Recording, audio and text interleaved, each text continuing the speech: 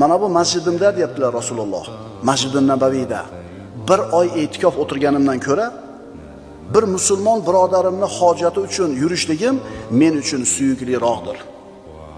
Qarang, bir oy e'tikof o'tirsangiz qancha savobga ega bo'lasiz.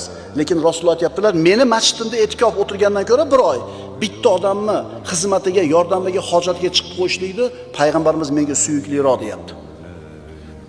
Boshqa hadisda aytadilar: "Va man masha ma akhihi fi hajatin hatta yaqdiha lahu, sabbatallohu qadamayhi yawma tazulul aqdam." Kim bir birodarining ehtiyojini qondirish uchun u bilan birga yursa, qanaqa mukofot bor unga? Alloh uning qadamlarini, qadamlar toyilib ketadigan kunda mustahkam qiladi. Qiyomat kunida odamlarning oyoqlari toyilib jahannamga tushib ketadi.